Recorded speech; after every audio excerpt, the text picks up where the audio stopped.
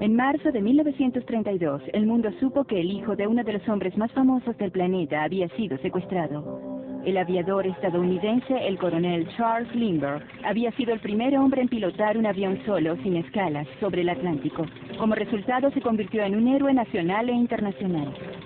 En la noche del 1 de marzo, alguien colocó una escalera contra la pared de su casa, subió hasta la habitación de su hijo y secuestró al niño. Una ventana abierta, una escalera, y el niño Lindbergh había desaparecido. Las únicas pistas dejadas en la escena fueron la escalera hecha a mano, una nota de rescate por $50.000 y un cincel encontrado a poca distancia. La investigación se complicó por el hecho de que Charles Lindbergh eligió ignorar el procedimiento policial acostumbrado. Estaba decidido a pagar el rescate y a darles a los secuestradores lo que quisieran. El oficial de policía a cargo no tenía mucha experiencia en la investigación de homicidios y estaba claramente intimidado por Lindbergh, un hombre de gran estatura y fama, y se le permitió a Lindbergh guiar la averiguación de un modo muy inexperto. Las cosas también se complicaron por las acciones de un autoproclamado intermediario, el Dr. John Condon. El Dr. Condon era un maestro retirado de 72 años. No parecía tener ninguna calificación o antecedentes en investigación. Sin embargo, se ofreció como mediador. Cualquiera que tenga experiencia en investigación de homicidios sabe que hay todo tipo de personas extrañas que se ofrecen a ayudar. Pero Lindbergh, a causa de su carencia de conocimiento, aceptó a esta persona para actuar como mediador y accedió a reunirse con los secuestradores y entregarles el dinero del rescate, unos $50.000. Cuando John F. Condon Yapsy lanzó los $50.000 sobre el muro del cementerio St. Raymond, lo hizo a un hombre con acento alemán. Los $50.000 fueron entregados en un encuentro en un cementerio y se suponía que recibirían una nota diciendo dónde estaba escondido el niño. La nota demostró ser falsa. Decía que estaba en un bote anclado en la isla Elizabeth, pero eso no era cierto. En la oscuridad, a no más de 8 kilómetros de Hopewell, han encontrado el cuerpo del bebé Lindbergh. El cuerpo había estado allí por meses. Todo el escenario del secuestro había sido un engaño. Para ese momento, el rastreo se había enfriado y la policía no tenía pistas nuevas que seguir. Entonces un científico del gobierno se ofreció a ayudar. Arthur Keller ya se había ganado una reputación como uno de los principales expertos del mundo en todo lo relacionado con madera. Se le mostró la escalera y se le pidieron sus observaciones. Dijo que la madera provenía de varias fuentes. Algunas piezas mostraban marcas peculiares de herramientas, las cuales pudo rastrear hasta un almacén de madera en el Bronx. Mientras tanto, parte del dinero del rescate comenzó a aparecer en el área de Nueva York. La policía fue alertada de que el dinero estaba apareciendo porque entre el dinero había algunos billetes extraños, no de banco, sino algo llamado certificados de oro, y uno de ellos apareció en un garaje. Ya que era poco usual, el empleado del garaje tomó nota del auto cuyo conductor le había dado el certificado de oro. El auto pertenecía a Bruno Hartmann, un inmigrante alemán que vivía en el Bronx. Hartmann es el primer arrestado que de hecho poseía dinero del rescate. Su aprehensión es un tributo al espléndido trabajo de los agentes federales, la policía de la ciudad y del estado, guiados por Edgar J. Hoover del Departamento de Justicia. En este garaje frente a la casa de Hartmann se encontraron los $13.750 que se muestran aquí. Hartmann dijo que tenía el dinero porque lo estaba cuidando para un amigo que se había mudado a Alemania y que luego había muerto allí.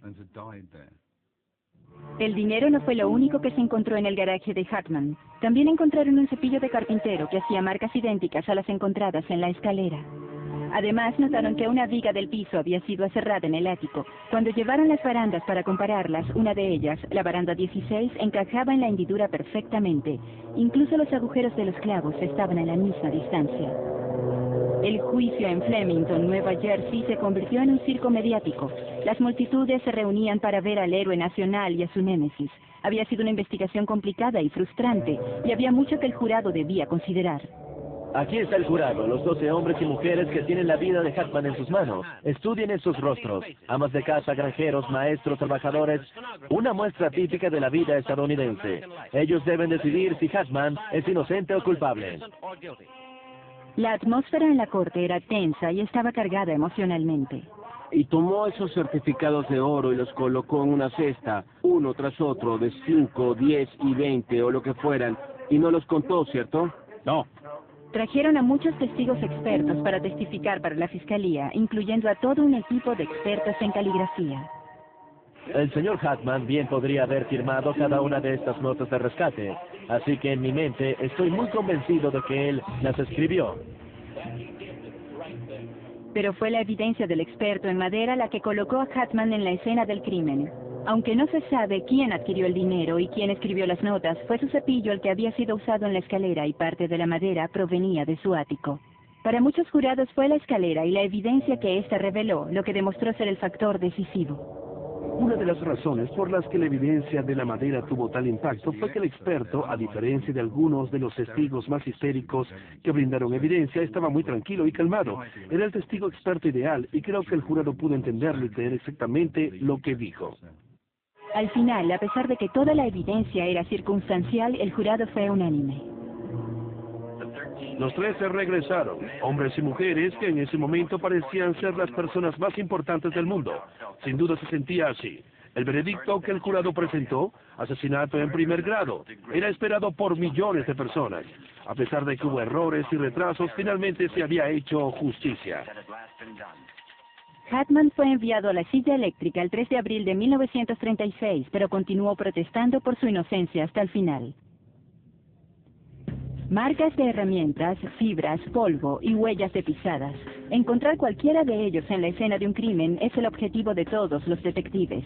La teoría de la evidencia de rastro se basa en el contacto. Dicho simplemente, aquello con lo que el perpetrador entra en contacto contendrá una pista. Dejarán algo atrás o se llevarán algo con ellos.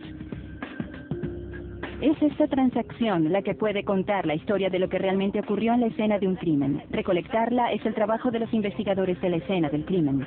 Pero no todas las pistas son visibles a simple vista.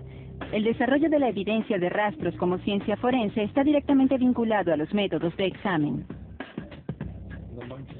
En el siglo XIX y antes, las personas habían usado lupas para observar cuidadosamente las escenas de crímenes. Pero por supuesto que el microscopio podía hacerlo mejor. Los microscopios habían existido desde finales del siglo XVI, pero no fue sino hasta el siglo XVII cuando el primer trabajo tuvo lugar. El holandés Anthony van Leeuwenhoek realizó algunos de los descubrimientos más importantes de la historia de la biología. Estos incluyeron el descubrimiento de las bacterias, las células del esperma y las células sanguíneas.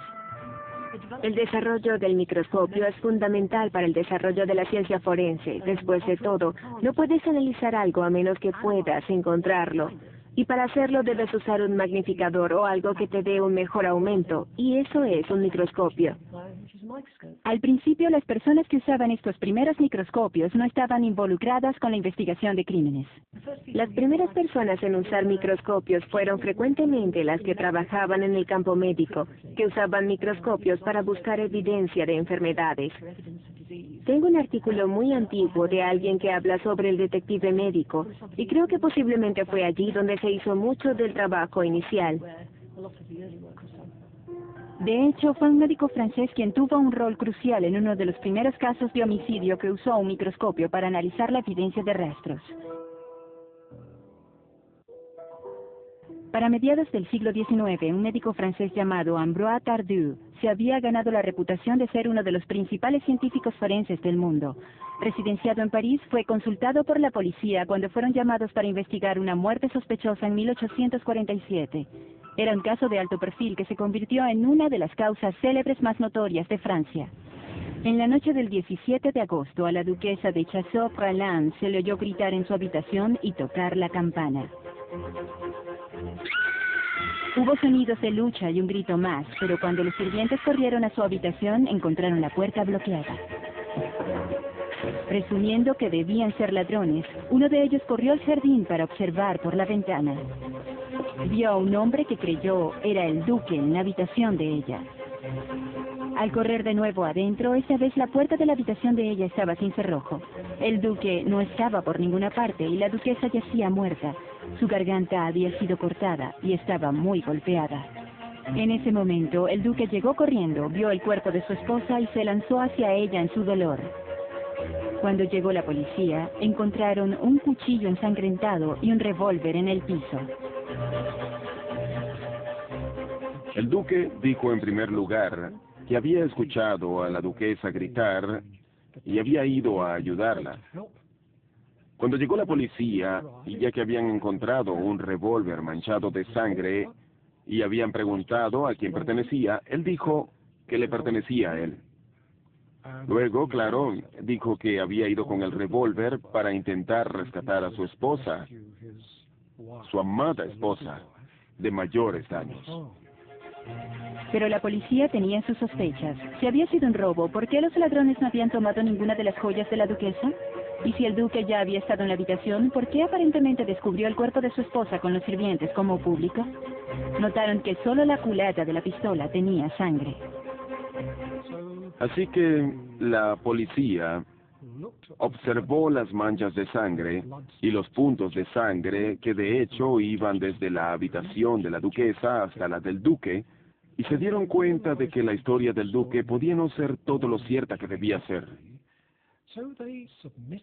Así que enviaron el revólver a Ambroise Tardieu, y este encontró un cabello en el mango del revólver. Observando el cabello y sus raíces, podía saber que había sido arrancado por la fuerza del impacto y que no era solo un cabello que había caído de la cabeza de la duquesa. ¿Y quién podía haber blandido el arma, aparte del propio conde? Y resultó que éste tenía un fuerte motivo. Se había casado con una de las hijas de un general de Napoleón y tenía una posición en la sociedad. Pero luego de 14 o 15 años, ella había dado a luz a varios hijos y el matrimonio ya no era tan exitoso como podría haber sido. Pero con 9 hijos que mantener y educar, contrataron a una joven institutriz. Y claro, la joven institutriz era más atractiva que la duquesa, y tal vez lo inevitable ocurrió, al menos en la mente de la duquesa. Ella insistió en que la institutriz debía ser despedida. A su tiempo fue despedida, pero el duque continuó visitándola. Las cosas llegaron a un punto crítico cuando la duquesa anunció que se divorciaría del duque, lo que en esos días, París en 1847, habría significado el fin de su posición en la sociedad y sería un completo escándalo. En lugar de enfrentar esto, había entrado en el cuarto de ella con la intención de cortarle la garganta, pero ella luchó y él tuvo que matarla golpeándola con su pistola. Deseaba hacerlo parecer como si intrusos habían tratado de abrir la ventana de la habitación, pero habían sido descubiertos por el sirviente en el jardín. Sabía que tenía tiempo de regresar a su propia habitación antes de que regresaran adentro de la casa, y lo hizo, pero entonces cometió el error de pretender que acababa de descubrir el cuerpo de su esposa muerta. La minuciosidad del señor Tardieu y su utilización del microscopio habían aclarado cualquier duda. Sin esperar la decisión del jurado, el duque tragó arsénico antes de que pudiesen ponerlo en prisión. El resultado del caso fue un notable éxito para el señor Tardieu y la policía francesa, pero en otras partes, la credibilidad de la evidencia de pistas no era aceptada universalmente. La ciencia forense usada en casos criminales depende realmente de la voluntad de la policía para usarla. Una de las cosas más sorprendentes de la policía profesional inglesa, desde que se formó en 1829, ha sido su actitud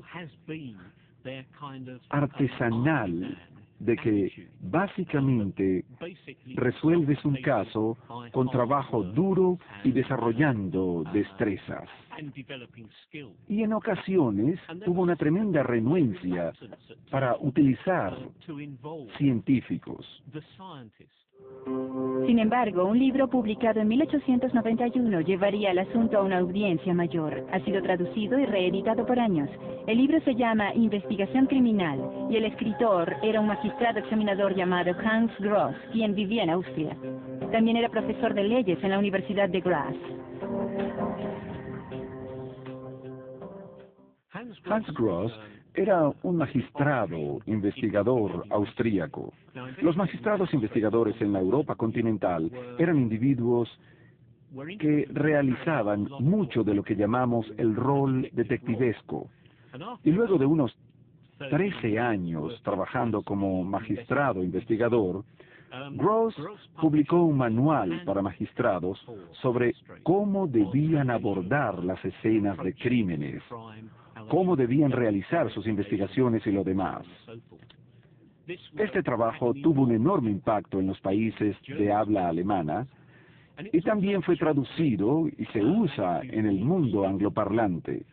De hecho, la última traducción del manual de Gross para el uso de las fuerzas policiales británicas y que fue actualizada es de 1949. El libro fue publicado por primera vez en 1883, así que tuvo una enorme longevidad. Hans Gross es considerado el padre de la investigación forense. No era un científico forense, pero reunió todas las ramas de la ciencia forense y las puso en un contexto que la policía podía entender. Así que creo que su libro y sus ideas son fundamentales para el desarrollo de la ciencia forense y con certeza en Europa. El libro de Hans Gross tenía muchos fanáticos, incluyendo a Sir Arthur Conan Doyle, que lo usaba para leer los métodos de investigación. Inspiró algunos de los argumentos para su detective ficticio Sherlock Holmes. La investigación criminal tuvo una profunda influencia en muchos aspirantes a criminólogos. Entre muchos devotos estaba el químico alemán llamado George Popp. Popp estuvo involucrado en el primer crimen en ser resuelto por el examen de evidencia geológica. Partículas tan pequeñas que era necesario un microscopio para examinarlas.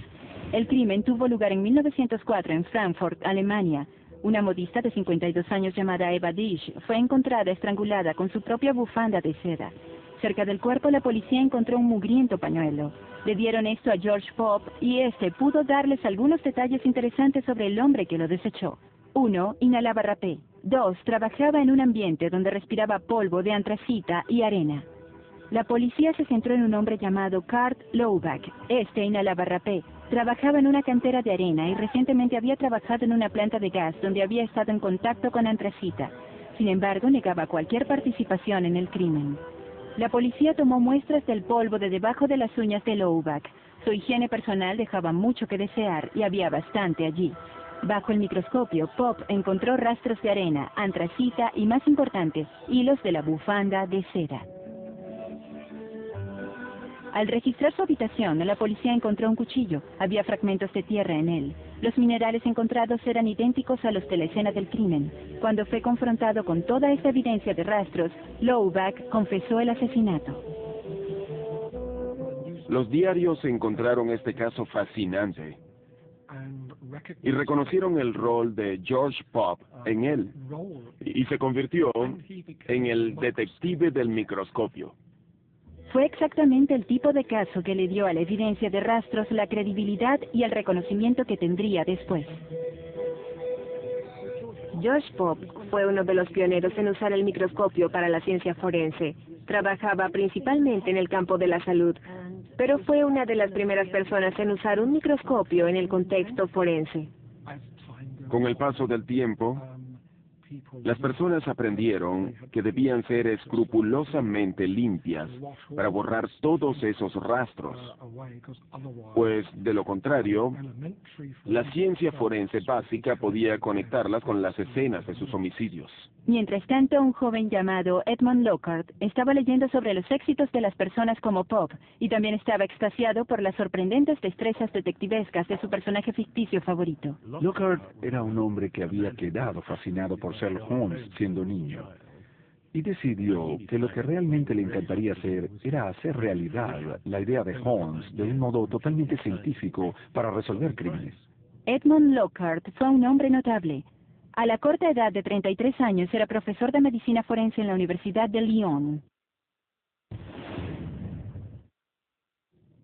Lockhart, cuyos padres eran personas de clase media, finalmente logró persuadir a la policía para que le permitiesen establecer su pequeño laboratorio en el piso superior del edificio de la policía. Luego se dedicó a hacer trabajos extremadamente notables. De hecho, Lockhart comenzó a escribir una obra de 9 volúmenes sobre investigación criminal, pues había cubierto toda la materia con absoluta minuciosidad. Pero tal vez su legado más importante a la ciencia forense fue lo que llegó a conocerse como el principio de intercambio de Lockhart. Todo contacto deja un rastro. Lockhart realmente decía, no te acerques, no toques, espera a que lleguen los expertos para que puedan ver cuáles rastros fueron dejados por el criminal. Antes de esto, la actitud hacia las escenas de crímenes era muy diferente. Las personas decían, oh, hay mucha sangre en la pared o en los pisos, y la lavaban. Y movían el cuerpo y arreglaban la habitación porque no se veía bien. Bien, si no luce bien, pero si alguien va a intentar descubrir lo que ocurrió y posiblemente quién lo hizo, entonces deben poder ver la escena del crimen como estaba en el momento exacto en que el cuerpo tocó el piso. Y fue la evidencia de rastros la que le permitió a Lockhart resolver un crimen que cementaría su reputación como científico forense. El caso ocurrió en Lyon en 1912. Cuando una hermosa joven llamada Marie Latel fue encontrada estrangulada en el salón de chalet de sus padres, la primera persona de quien sospechó la policía fue su aspirante a prometido, Émile Gorbin. Desafortunadamente para la policía, Émile parecía tener una sólida coartada. Había estado bebiendo y apostando con algunos amigos a varios kilómetros de allí, y el grupo no se separó hasta la 1 de la mañana. Marie había sido asesinada cerca de la medianoche. La policía local estaba desconcertada y le pidió ayuda a Lockhart. Este usó una lupa en el cuello de la chica y descubrió el lugar en el que las uñas de los pulgares habían presionado y habían rasgado la carne. Lockhart obtuvo raspaduras de los dedos y uñas de Émile Gorbin. Entre ellas, halló rastros de un polvo que encontró desconcertante. Bajo el microscopio, Lockhart fue capaz de identificar los granos. Eran arroz en polvo, una base común para el polvo facial. También había rastros de óxido de zinc, óxido de hierro y bismuto, todos usados comúnmente en cosméticos. Comparó esto con el polvo facial hallado en la habitación de Marie. Eran idénticos y aún más, había sido hecho especialmente para ella por un químico local que identificó su propio trabajo. Confrontado con la evidencia, Gorbin confesó, ¿pero qué hay de su coartada? Bien, sus amigos habían estado tan ebrios que no notaron que él había adelantado las manecillas del reloj 1 hora y media. Así que eran las 11:30 cuando se fue, y no la 1 de la mañana como había asegurado. El tiempo justo para llegar a casa de su novia y matarla. Creo que muchas personas dirían que, a causa de esa noción de contacto y rastros, Lockhart encapsula en esa frase el tipo de pensamiento que todo investigador de la escena de un crimen necesita a comienzos del siglo XXI. Así que los principios de Lockhart se convirtieron en evangelios forenses, pero la noticia no se esparció de inmediato. Estas nuevas técnicas de la ciencia forense recorrieron el mundo, pero en algunos lugares las conocían mejor que en otros. Y llegó el turno de Melbourne para tener que investigar un polémico crimen con el caso de Alma Birch, una niña de 13 años que vivía en Melbourne. El crimen tuvo lugar en uno de los peores distritos de Melbourne, Gone Alley. Era un área de muy bajo nivel del este de Melbourne. De hecho, una de las testigos era una prostituta y había estado recorriendo ese callejón buscando clientes hasta la 1 de la madrugada. El 31 de diciembre de 1921, el cuerpo de una niña de 13 años fue encontrado en el callejón. La posición de su cuerpo era peculiar, pues sus piernas habían sido colocadas debajo de ella y su cabello, que era rojo, estaba esparcido alrededor de ella como un halo. Los detectives que lo investigaban concluyeron que probablemente había sido llevada allí desde otro lugar, tal vez en una sábana, y que la acción de retirar la sábana había hecho que sus piernas quedasen debajo de ella y probablemente habían ocasionado el patrón de su cabello. La víctima era una estudiante local quien había sido reportada desaparecida el día anterior. Ya que Alma tenía 13 años, las personas estaban verdaderamente impactadas por el asesinato, e incluso a pesar de que muchas personas allí no amaban a la policía, les brindaron toda su cooperación para intentar resolver este asesinato. Muchos ofrecieron evidencia útil. Era obvio que había sido asesinada en otro lugar. Había pocos autos allí en ese tiempo, así que alguien la había cargado, probablemente en la sábana, y había desechado el cuerpo. La policía pensó que era alguien local. La policía investigó y encontró al propietario de un bar local, Colin Ross, quien les dio una notablemente detallada descripción de la ropa que la joven Alma vestía, hasta el punto en que ambos detectives pensaron que era sospechoso que él hubiese notado tanto sobre lo que ella vestía. Los testigos aseguran haberlo visto mirar a la niña en la galería, y uno aseguraba haberlo visto en el bar de Ross. La policía encontró 2 sábanas en el cuarto trasero del bar y le pidieron que las entregara. Fueron enviadas al doctor Charles Price, un químico del laboratorio del gobierno de Melbourne, quien pasó horas examinándolas con una lupa. En una de las sábanas encontró 22 cabellos dorados rojizos. Supo de inmediato que los cabellos no provenían de un animal, ya que existen ciertas diferencias fundamentales. Las diferencias se basan en la morfología del cabello, que es la forma del cabello, las características del canal central que lo atraviesa y las escamas que están en su superficie. Un cabello animal tiene un núcleo central continuo. En uno humano, el núcleo se interrumpe. También sabían que algunos de los cabellos tenían más de 30 centímetros. Con certeza era de una mujer. Lo que no podían descifrar era por qué algunos tenían un color más claro que otros. Al no ser expertos en análisis de cabellos, se propusieron averiguar más. Esto implicaba una metodología práctica. Comenzaron a observar mujeres con cabello rojo. En ocasiones, las mujeres tenían sospechas por eso, pero por sus propias observaciones, comenzaron a darse cuenta de que el cabello de la nuca en ocasiones es más claro que el resto del cabello. En todo caso, Colin Ross fue acusado. Sostenía que el cabello debía ser de alguna de sus amigas, ya que él se divertía con otras amigas en su sofá, en su bar. Pero mientras sugerían más personas que podrían ser las propietarias del cabello, estas eran examinadas en el laboratorio de ciencia forense y observaron que el cabello de esas personas era notablemente diferente. La opinión de Price fue que el cabello encontrado en la sábana era consistente con el de Alma. En el juicio de Ross, la fiscalía presentó su evidencia con confianza y la defensa la encontró difícil de refutar. Ross fue hallado culpable y colgado el 24 de abril de 1922. El caso de homicidio de Gone Alley resaltó la importancia del análisis de cabellos, y este sigue siendo una importante herramienta forense. El análisis de cabellos es importante porque perdemos cabello y este puede ser removido durante una pelea o un asalto. Actualmente dependemos mucho menos del microscopio y mucho más de tratar de obtener ADN de los cabellos. El cabello generalmente no contiene mucho ADN.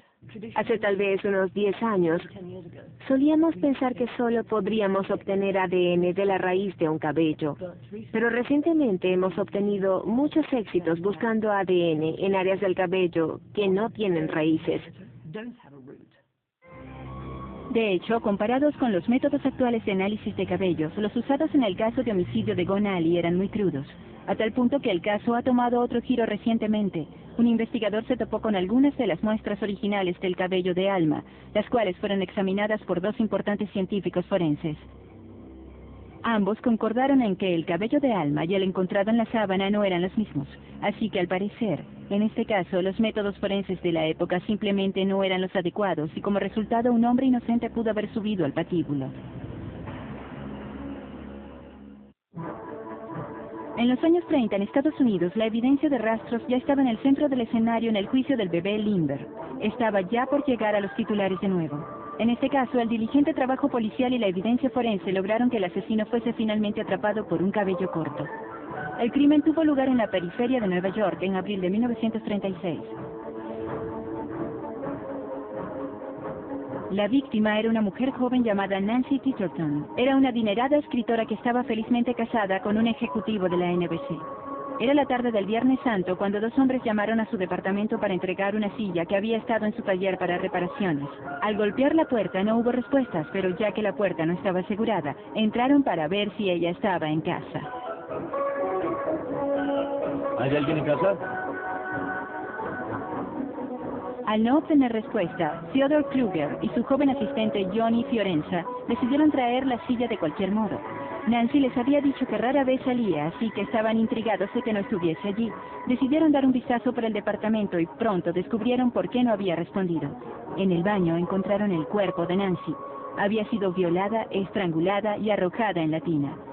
Llamaron a la policía inmediatamente. Para 1936, la ciencia forense estaba razonablemente avanzada, así que los detectives esperaban encontrar evidencias razonables de huellas de pisadas en la alfombra y esas cosas. En las huellas de pisadas en la alfombra encontraron rastros de pelusa, que probablemente procedían de los reparadores de muebles, pues era el tipo de pelusa con la que se reparan muebles. Y realmente no tenía mucho más para avanzar, excepto por un cordón. El cordón fue encontrado cuando sacaron el cuerpo de la tina. Estaba debajo de ella. Tenía unos 33 centímetros de largo y era un tipo especial usado en persianas. Por las marcas en las muñecas de ella, parecía que el asesino le había atado las manos antes de violarla. Luego había cortado el cordón para borrar la evidencia y pensó que se lo había llevado todo con él. Si ese era el caso, entonces obviamente había temido que el cordón pudiese incriminarlo, lo que lo haría una pista valiosa. Todos los fabricantes de sogas y cordones en Nueva York fueron contactados.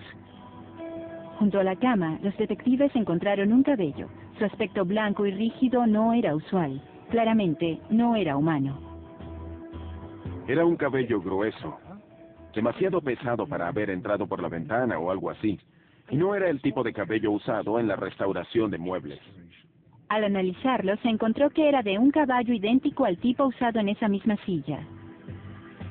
Pero ambos hombres negaron haber entrado en la habitación al revisar el departamento, y habían estado juntos todo el tiempo, así que, ¿cómo había llegado allí? Y algo más confundía a la policía. No había señales de entrada forzada, así que parecía que Nancy había dejado entrar a alguien voluntariamente. Sin embargo, se sabía que era tímida y nerviosa con los extraños, así que tal vez conocía al visitante. Los detectives sospecharon que tal vez uno de los reparadores de muebles había estado en el departamento más temprano ese día. Realizaron averiguaciones. En la mañana del homicidio, Kruger, el hombre mayor, había estado ocupado en el taller, pero había estado solo. El joven Johnny aseguraba haber ido a visitar a su oficial de libertad condicional. Había estado condenado previamente. Por supuesto, cuando lo investigaron, de hecho era Viernes Santo. Así que el joven reparador de muebles se convirtió en sospechoso. Su oficial de libertad condicional no había ido a trabajar ese día, así que la policía decidió investigar los antecedentes de Fiorenza. Había sido arrestado 4 veces por robo y había servido 2 años en prisión. Pero quizá lo más interesante para la policía era que había sido diagnosticado como ilusorio y propenso a fantasías salvajes. Entonces los detectives finalmente tuvieron un avance en el rastreo del cordón. Había sido hecho por la Hanover Cordash Company de York, Pensilvania, y un distribuidor de Nueva York le había vendido un rollo de él a la tienda de Kruger. Los detectives detuvieron a Fiorenza y lo interrogaron por horas. Él aún negaba saber algo sobre el asesinato. Entonces uno de ellos presentó dramáticamente los restos del cordón. Lo balanceó frente a él y le dijeron cómo lo habían rastreado hasta la tienda de Kruger. A la luz de esta evidencia, se derrumbó y confesó. Había visto a Nancy por primera vez cuando fueron a recoger la silla para repararla y se había aprendado instantáneamente de ella. Había ido al departamento esa mañana. Por supuesto, ella lo había visto antes. Así que lo dejó entrar. El cabello de caballo, obviamente, había logrado llegar hasta la habitación mientras él luchaba con ella en la cama.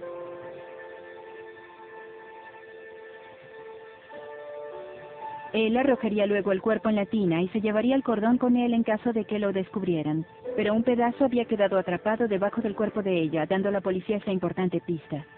Trató de alegar locura temporal, pero el hecho de que se hubiese llevado el cordón y un cuchillo con él contradecían esto y el jurado lo encontró culpable. Fue enviado a la silla eléctrica en Sing Sing. El hecho de que la víctima era adinerada y casada con un ejecutivo de la NBC significaba que el caso iba a atraer publicidad.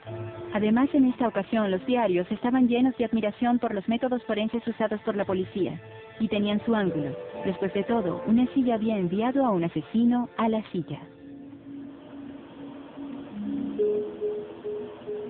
Con el desarrollo de métodos de análisis de evidencia de rastros cada vez más precisos y sofisticados, los criminales tenían que trabajar más duro para cubrir sus huellas, pero el antiguo trabajo detectivesco aún era importante. En 1968, los detectives tuvieron que usar toda su capacidad de observación para construir un caso contra un asesino. Fue un asesinato particularmente cruel que tuvo lugar en Bromley, Inglaterra.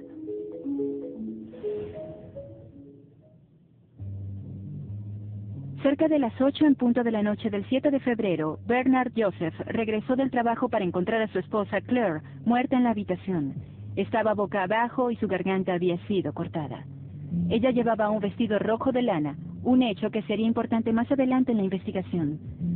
La autopsia confirmó que el ataque había sido particularmente cruel. El asesino había tratado de estrangular primero y luego le cortó el cuello con una cuchilla dentada. Faltaba un cuchillo de pan de la cocina. Más temprano esa noche había llamado a su suegra por una receta de soufflé de limón. Ella llamó cerca de las 6 p.m. y comenzó a prepararla. Los ingredientes aún estaban en el tazón de mezclar, así que la policía presumió que había sido interrumpida por el asesino. No había señales de entrada forzada, así que pudo haber conocido a su asesino y haberlo dejado entrar. Para confirmar esto, había 2 tazas de café medio vacías y algunos bizcochos en la mesa. Había abierto el paquete especialmente y las había colocado en una bandeja, algo que ella no hacía normalmente con los amigos cercanos o familia. Así que conocía a su visitante, pero no demasiado bien, y de allí la formalidad. Los detectives comenzaron a concentrarse en los amigos y vecinos de Claire. Uno de ellos era Roger Payne, un empleado bancario de 27 años que había tenido condenas previas por atacar mujeres. Ciertamente había estado en el departamento de Claire antes, de visita con su esposa. Una semana después de esa visita, Claire había conseguido empleo como operadora telefónica. Creyendo que necesitaba más ropa para el trabajo, recordó un vestido de lana color cereza. Había estado guardado en un maletín por meses, pero ella lo rescató de ese almacenamiento y comenzó a usarlo de nuevo. Mientras tanto, la policía perseguía a Roger Payne, ya que parecía haber tenido una pelea. Su historia de lo que había hecho el 7 de febrero era complicada. Había ido a una entrevista de trabajo en Londres vistiendo su mejor traje. A su regreso se había desvestido para visitar a su madre, pero había tenido problemas con su auto. Mientras componía el motor, se había golpeado la cabeza con la capota. Eso explicaba el hematoma en su frente. También tenía raspones en sus manos, pero explicó que los había sufrido en una pelea con su esposa. Al día siguiente envió su traje a la lavandería. La policía tenía muchas sospechas, y a pesar del hecho de que el traje de Payne había sido lavado al seco, lo enviaron para su análisis. El vestido de lana de Claire era muy peculiar, del tipo que se deshilacha fácilmente. Mientras recorrían cada centímetro del traje de Payne, pensaban que habían sido frustrados, pero atrapados en los bordes y uniones de la tela habían fragmentos de lana color cereza. En total encontraron 61 fragmentos. Payne no podía alegar haberlos obtenido cuando fue a la casa de Claire con su esposa, porque para el momento de la visita el vestido de Claire aún estaba almacenado. En un abrigo en la casa de Claire también encontraron 20 fibras de rayón que concordaban con una bufanda de Roger Payne. También encontraron una fibra de esta bajo la uña de ella. Las tazas de café habían sido analizadas por saliva. Una de ellas mostró rastros de sangre del tipo A, el tipo de Payne. Desafortunadamente también pertenecía al 42% de la población. El tipo de Claire era mucho menos común, AB, correspondiente solo al 3%. Los detectives decidieron dar un buen vistazo al auto de Payne. Si se había llevado el cuchillo de la cocina con él para eliminarlo, probablemente lo había colocado en la puerta del conductor. Examinaron cuidadosamente el área, buscando rastros de sangre. Encontraron sangre y el tipo era AB. En el piso del auto encontraron más fibras del vestido de Claire y algunas fibras de nylon que concordaban con las de la alfombra de la habitación de ella. Confrontados con esta abundancia de evidencia, el jurado no vaciló en hallar a Roger Payne culpable del asesinato de Claire Joseph.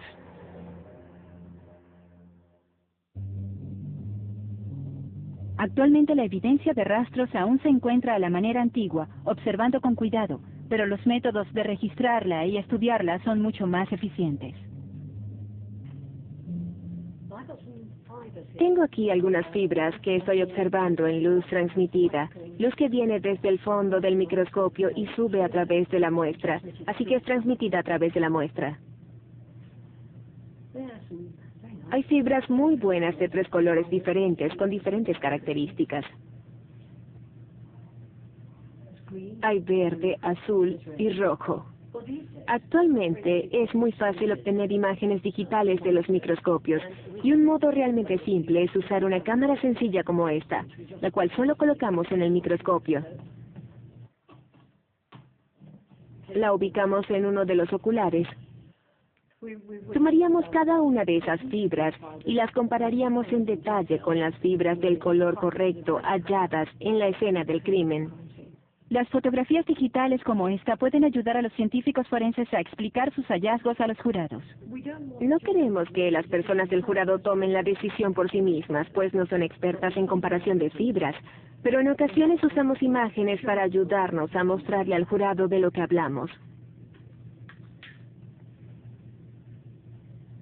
Lo que tratamos de hacer es una evaluación de la evidencia en relación con la hipótesis de la Fiscalía. Pero también considerar eso en relación con la hipótesis de la defensa y ver si nuestra evidencia apoya a una o la otra.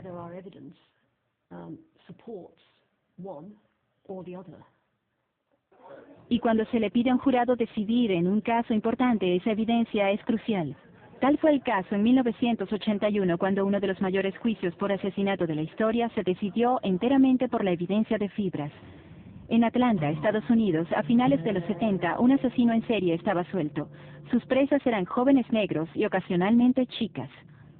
Para 1981 se le atribuían más de 22 asesinatos. Las únicas pistas que pudo encontrar la policía fueron fibras que se habían hallado en algunas de las víctimas. Estaban especialmente interesados en 2 tipos, un nylon amarillo verdoso y el acetato púrpura. Las fibras amarillo verdosas parecían provenir de una alfombra o tapete. Luego de que se publicaron los detalles de las fibras, los cuerpos comenzaron a aparecer en ríos y no en tierra. Parecía que el asesino había visto las noticias, pero la policía estaba vigilando. Estaban apostados en el río Chattahoochee, donde varios cuerpos habían aparecido, por lo que estaban observándolo. Una noche de mayo escucharon un ruido y vieron una camioneta que comenzaba a alejarse. Detuvieron ese auto y el conductor resultó ser Wayne Williams. Wayne Williams era un promotor musical de 23 años. 2 días después de ser detenido en el puente, el cuerpo de otra víctima apareció río abajo y la policía obtuvo una orden para registrar el hogar de Williams. Este estaba cubierto con una alfombra de color amarillo verdoso. Rastrearon la evidencia de las fibras yendo a DuPont, que era un gran fabricante de fibras para alfombras. Al observar la alfombra transversalmente, esta tenía una sección de 3 lóbulos poco usual. Así que averiguando cuántas de esas alfombras se fabricaron, obtuvieron un resultado estadístico que mostraba que habría solo una posibilidad en casi 8,000 de que estuviese en esa casa. Tendrías que ir a casi 8,000 casas antes de que encontrases esa alfombra, o de hecho a la casa de William.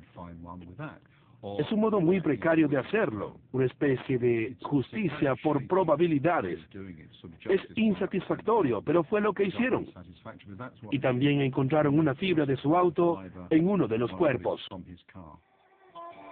De nuevo, los estadísticos establecieron que había una posibilidad en 4,000 de que la víctima hubiese obtenido esta fibra aleatoriamente en autos similares en el área de Atlanta. 12 de las otras víctimas tenían fibras que podían ser rastreadas hasta el hogar de Williams o a su auto. El jurado enfrentó una teoría de probabilidades que era irresistible. Hallaron culpable a Williams y fue sentenciado a prisión perpetua. Solo pocos años después, en el Reino Unido, un solo copo de pintura fue suficiente para terminar con un reinado de terror y colocar a un violador en serie y un violento ladrón tras las rejas. La policía local apodó al hombre el Zorro. El primer crimen del Zorro fue en Leighton Buzzard. Entró a la habitación de una mujer que estaba dormida, una anciana de 74 años. Ella despertó y él la asaltó indecentemente. A eso le siguieron una serie de entradas a los hogares de las personas mientras éstas estaban allí. Las víctimas le dijeron a la policía que buscasen a un hombre delgado y zurdo que tenía un acento del norte de Inglaterra. Claramente tenía experiencia con entradas forzadas. El patrón ha sido el mismo. El atacante entró a la casa a través de una ventana abierta, vestía una máscara, portaba un arma, no hablaba mucho y ató a su víctima. Esto escaló dramáticamente, pues no solo entraba en los hogares de las personas mientras dormían, también entraba en casas vacías y se quedaba allí esperando que regresaran. Y había otra razón por la que apodaron al hombre el zorro. Mientras esperaba que regresaran las personas, él construía una guarida en la casa, juntaba los muebles y colocaba sábanas y cortinas sobre ellos y hacía una cueva como un zorro. La policía se propuso rastrear a los ladrones conocidos que se habían mudado del norte al sur, pero la lista era larga y el progreso era lento. Mientras tanto, su comportamiento estaba escalando. Mientras más lo hacía, se hacían cada vez más depravados y violentos.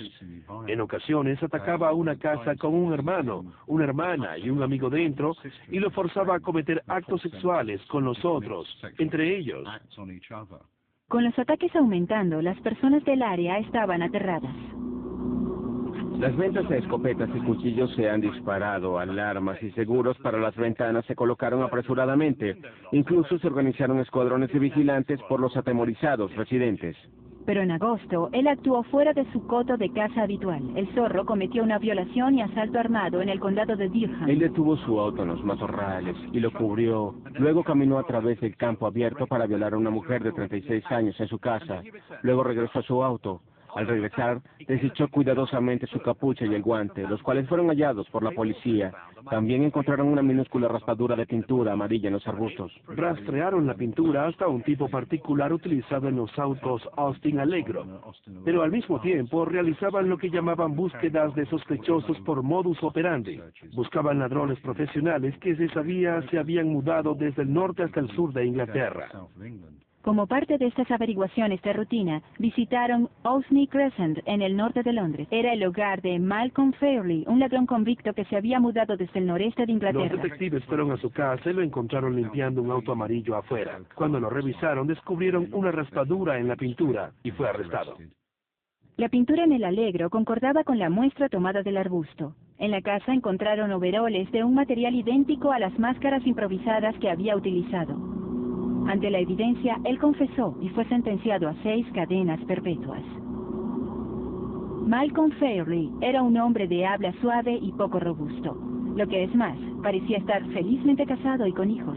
Ciertamente no encajaba con la imagen del violador de ojos salvajes. Sin el descubrimiento de la hojuela de pintura, quién sabe cuántas víctimas más habría atacado el zorro. Actualmente la herramienta todopoderosa en el laboratorio forense es el espectrómetro de masas. Usando eso, cualquier sustancia encontrada en la escena de un crimen puede ser analizada e identificada al comparar su composición química con una enorme base de datos. Y lo que es más, se puede hacer con muy poco. En cualquier década en la ciencia forense solo puedes trabajar con la tecnología que está disponible. Y creo que lo que ha cambiado mucho recientemente es nuestra capacidad para trabajar con muestras cada vez más pequeñas. Si cada contacto deja un rastro, entonces los avances tecnológicos de hoy significan que no pasará desapercibido. En el futuro, tendrá que ser un criminal realmente inteligente el que logra salir de la escena de un crimen sin dejar rastros.